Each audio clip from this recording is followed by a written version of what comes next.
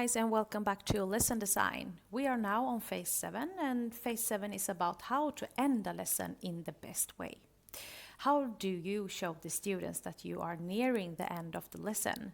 How do the students understand that the lesson is over? Rituals and routines are also important to end the lesson. The first phase was about rituals and routines, but now we will come back a bit to routines and rituals. It should be clear how the lesson ends so that the students themselves don't make the decision to pack up or get up to leave the classroom. This could risk both study peace and the social climate. A well-planned lesson facilitates an effective follow-up to the next lesson. A well-planned lesson ending is a way to calm down and make the transition to the next lesson smooth. Here are some activities for you that you can use in the classroom to end a lesson.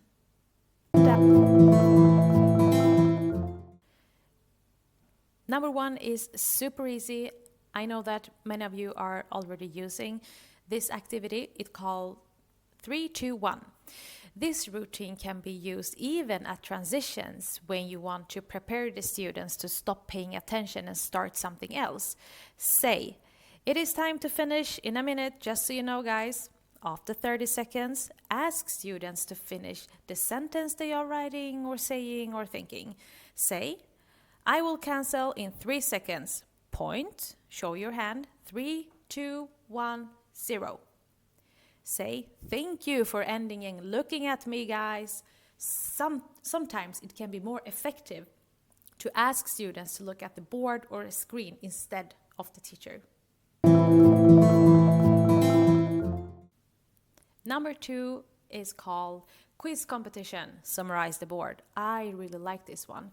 There are many ways to organize quiz competitions, including through digital tools. You can also make it simple by asking all students to turn away from the board. You, as a teacher, stand at the back of the room so that you are the only one who can seize the board. Divide the class into 2 teams. Explain that you are going to ask a question about what's on the whiteboard. Anyone can answer your question. You keep the team score in your head. Questions can be about anything from word knowledge or more complicated things that have no correct answers. Now, differentiate. Always differentiate. You can differentiate and use heads together that we have talked about from the chapter 2, especially if there are students in the class who are disturbed by people calling out the answers. Next one is called summarize the lesson.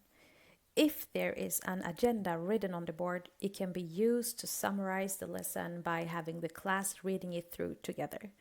If there is no agenda on the board, you can write down keywords that describe what the lesson has been about. Differentiate by asking a student to come forward and act as a secretary and write keywords or check off an already written agenda. It can help students keep their attention until the end of the lesson. Always talk about what will happen next time. A clue or a topic is enough to create a bridge between this lesson and the next. What are you going to do during the break? Ask students to answer what they plan to do on the break to prevent students from worrying about what is going to happen next. And to practice thinking through and talking about what the next step after the lesson will be. Differentiate by using EPA, if you remember that. It is individually, pairs, and all.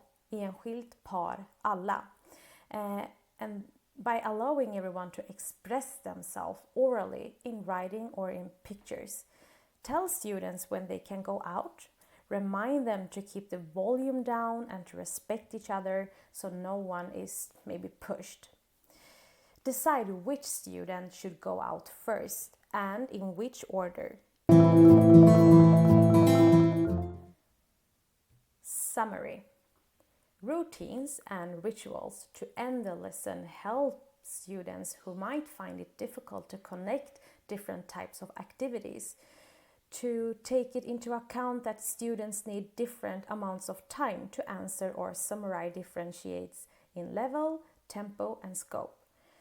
Just as you unpack a lesson at the beginning, you pack it up at the end of the lesson. This is maybe not a correct translation, but in Swedish we say precis som man packar upp en lektion i början, packar man ihop den på slutet. Clear preparation markings and countdowns both create clarity and differentiate so that students, regardless of condition, have a chance to finish. The bridge from lesson to lesson does not have to be so advanced, but making the students aware of it makes it easier for many.